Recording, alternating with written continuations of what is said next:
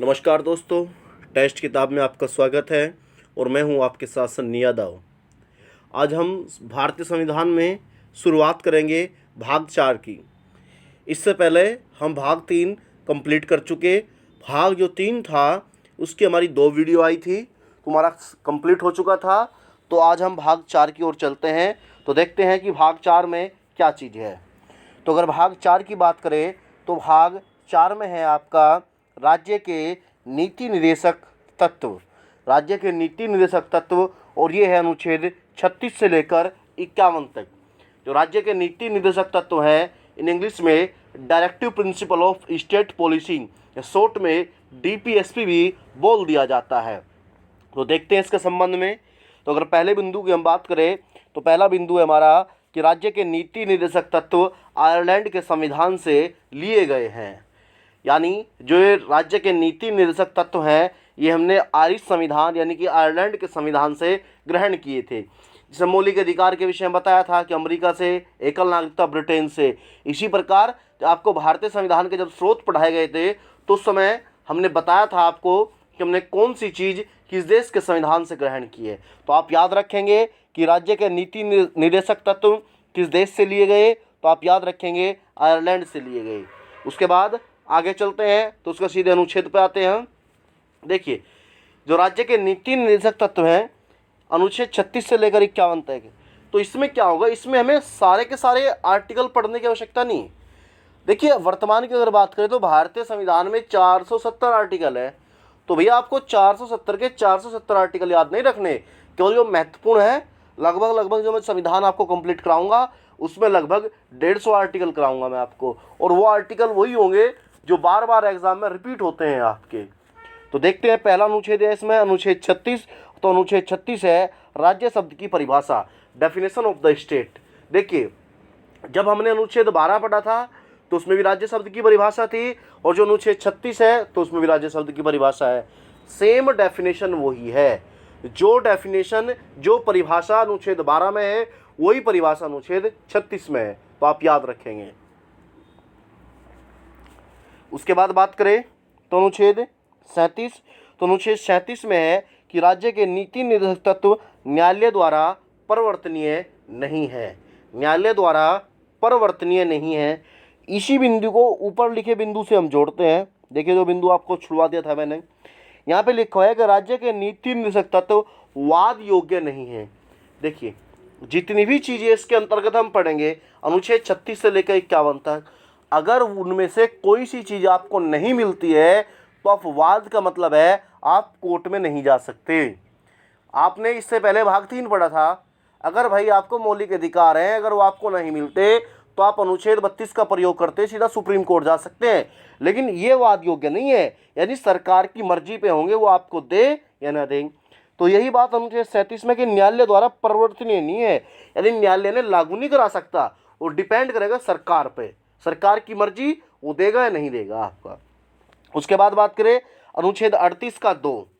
38 का 2 इंपॉर्टेंट है, 38 इतना इंपॉर्टेंट नहीं था, 38 का 2 इसमें लिखा राज्य आय की असमानता को कम करने का प्रयास करेगा। यानी जो राज्य है वो लोगों की जो आय है, इनकम है, उसके बीच में जो असमानता है उसे कम करने का प्रयास करेगा। यानी कोई व्यक्ति एक महीने में 1 लाख रुपए कमा रहा है, कोई व्यक्ति ऐसा है कि एक महीने में 3,000, 4,000, 5,000 कमा रहा है, तो राज्य प्रयास करेगा कि इनके बीच जो आय की असमानता है उसे कम किया जा सके। लेकिन ये राज्य के ऊपर डिपेंड है कि राज्य इसे कब तक लागू करता है, कब तक ये पूर्ण होता है। आप इसको लेके कोर्ट में नहीं जा सकते, आप वाद नहीं कर सकते, क्योंकि ये बात पहले ही बताई जा चुकी कि ये वाद योग्य नहीं है। उसके बाद बात करें तो अनुच्छेद 39 का ए, इसमें लिखा है राज्य स्त्री व पुरुष कामगारों को जीविकोपार्जन के साधन प्रदान करने का प्रयास करेगा। यानी इसमें कहा कि राज्य जो स्त्री और पुरुष कामगार मतलब जो काम करने की इच्छा रखते हैं, उन्हें जीविकोपार्जन के साधन प्रदान करने का प्रयास करेगा। यानी वो जिससे अपना जीवन चला सके उन्हें, यानी एक प्रकार से कहा जाए नौकरी या अन्य कोई व्यवसाय उपलब्ध कराने का प्रयास करेगा। लेकिन ये भी राज्य के ऊपर डिपेंड है, आप इसको लेकर वाद नहीं कर सकते। उसके बाद बात करें अनुच्छेद 39 डी की, तो अनुच्छेद 39 में है स्त्री व पुरुषों को समान कार्य के लिए समान वेतन प्रदान करना। यानी जो स्त्री और पुरुष अगर एक कार्य समान कार्य करते हैं तो उन्हें जो वेतन दिया जाएगा वो समान दिया जाएगा। उसके बाद बात करें अनुच्छेद 40 जो कि मोस्ट इम्पोर्टेंट है। अनुच्छेद 40 ग्राम पंचायत के गठन और सशक्तिकरण। यानी आपसे पूछेगा कि ग्राम पंचायत का वर्णन किस अनुच्छेद में, तो आप याद रखेंगे अनुच्छेद 40 में। उसके बाद बात करें मोस्ट इम्पोर्टेंट अनुच्छेद 44। 40 के बाद सीधा हम 44 पर आ जाएंगे, बीच के छोड़ देंगे, कोई महत्वपूर्ण नहीं है, न उनके विषय में कुछ एग्जाम में पूछा जाता। अनुच्छेद 44, तो अनुच्छेद 44 है राज्य सभी नागरिकों के लिए समान नागरिक संहिता लागू करने का प्रयास करेगा। आपने शब्द सुना हो कॉमन सिविल कोड या यूनिफॉर्म सिविल कोड। देखिए समान नागरिक संहिता का मतलब क्या है, देखिए बात को समझिए। अगर आप न्यायालय में जाते हो तो आप देखोगे कि जो न्यायालय में मुख्यतः जो वाद हैं वो दो प्रकार के होते हैं, एक दीवानी और एक फौजदारी। दीवानी को हम बोल देते हैं इंग्लिश में सिविल और फौजदारी को बोल देते हैं क्रिमिनल। मान लीजिए कोई ए व्यक्ति है और एक व्यक्ति बी है, इसका संबंध हिंदू धर्म से, इसका संबंध मुस्लिम धर्म से। अगर इसने हत्या की और इसने भी हत्या की तो मुकदमा हुआ दोनों पे कहीं का फौजदारी का। इन पे एक जैसी धारा लगेगी, एक जैसा प्रोसीजर होगा।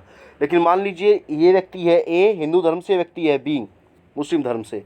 अगर ये अपनी पत्नी को तलाक देना चाहे तो इनके लिए प्रोसीजर अलग अलग है। यानी कानून देश में क्या हुआ, कानून समान नहीं है।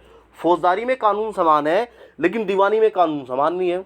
तो उसमें यही कहा गया है कि देश में सभी नागरिकों के लिए समान नागरिक संहिता, यानी सभी लोगों के लिए जो कानून है वो समान होगा। वो कब होगा वो सरकार के ऊपर डिपेंड करता है। उसके बाद बात करें अनुच्छेद 45, तो राज्य 6 वर्ष से कम आयु के बालकों को निःशुल्क शिक्षा प्रदान करने का प्रयास करेगा। इसमें कहा गया है कि जो राज्य है वो 6 साल से जो कम आयु के बच्चे हैं उन्हें निःशुल्क शिक्षा प्रदान करने का प्रयास करेगा। फॉर एग्जाम्पल आपने सुना होगा आंगनबाड़ी, तो यह आंगनबाड़ियों के संबंध में है कि जो 6 साल से कम आयु के बच्चे हैं उनके लिए।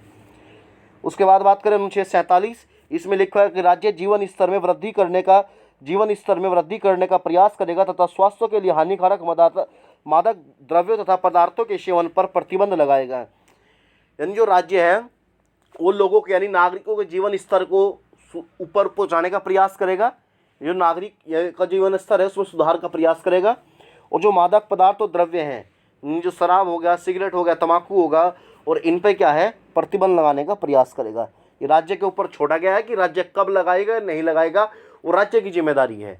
फॉर एग्जाम्पल बिहार में लगा हुआ है जैसे शराब पर प्रतिबंध, तो बिहार सरकार का निर्णय हो। उसके बाद बात करें तो अनुच्छेद 48 है, तो अनुच्छेद 48 ए में है पर्यावरण संरक्षण तथा वन्य जीवों की रक्षा एवं संवर्धन का प्रयास करेगा। यानी जो राज्य है वो पर्यावरण को बचाने का प्रयास करेगा और जो वन्य जीव है उनकी रक्षा और संवर्धन, यानी इनको एक प्रकार से उनमें ग्रोथ करना, एक प्रकार से उनकी नस्लों को संरक्षित करने का प्रयास करेगा। उसके बाद बात करें अनुच्छेद 49, तो अनुच्छेद 49 में राष्ट्रीय महत्व के स्मारकों, वस्तुओं व स्थानों की रक्षा करने का प्रयास करेगा। इन जो राज्य है जो राष्ट्रीय महत्व के स्मारक है, स्मारक जैसे लाल किला, ताजमहल, वस्तु होगी, स्थान होगी, तो उन्हें क्या करेगा उनकी रक्षा करने का प्रयास करेगा कि वो खंडित ना हो। उसके बाद बात करें अनुच्छेद 50, तो अनुच्छेद 50 में है राज्य लोक सेवाओं में न्यायपालिका को कार्यपालिका से पृथक करेगा। जो जुडिशरी है उसे एग्जीक्यूटिव से अलग करेगा। देखो आप देखोगे एग्ज़ाम दोगे कि जो जुडिशरी का एग्ज़ाम है वो अलग है, अगर आप अन्य लोक सेवाओं को दोगे तो उनका एग्ज़ाम अलग है। तो ये उसी के संबंध में बताया गया। तो आप इतना याद रखेंगे कि अनुच्छेद 50 में क्या है, तो कार्यपालिका और न्यायपालिका का पृथक्करण है। उसके बाद अनुच्छेद 51 में अंतर्राष्ट्रीय शांति एवं सुरक्षा की अभिवृद्धि का प्रयास करेगा तथा विवादों का मध्यस्थ द्वारा शांतिपूर्ण समाधान का प्रयास करेगा। इसका मतलब यह है कि अगर कोई अंतर्राष्ट्रीय विवाद है तो भारत ये प्रयास करेगा कि उस विवाद का जो निपटारा है वो शांतिपूर्ण तरीके से हो, यानी भारत उसमें मध्यस्थता कर सके। ये भारत ये नहीं कि किसी एक देश का पक्ष लेकर दूसरे देश पर से हमला करने के लिए उकसाएगा। ठीक है, तो ये इसी के साथ हमारे राज्य के नीति निदेशक तत्व समाप्त होते हैं। देखिए जितने महत्वपूर्ण मौलिक अधिकार है इतने महत्वपूर्ण राज्य के नीति निदेशक तत्व नहीं है, केवल इसमें कुछ ही आर्टिकल है जो महत्वपूर्ण है, और जो महत्वपूर्ण आर्टिकल है वो मैंने आपको सारे करा दिए हैं। तो अगर आपको PDF प्राप्त करनी है तो आप टेलीग्राम पे जाकर टेस्ट किताब सर्च करेंगे, वहाँ पे चैनल है सो ज्वाइन कर सकते हैं। बाकी अगर आपको सेशन अच्छा लगा तो आप चैनल को लाइक कर सकते हैं, शेयर कर सकते हैं, सब्सक्राइब कर सकते हैं। धन्यवाद।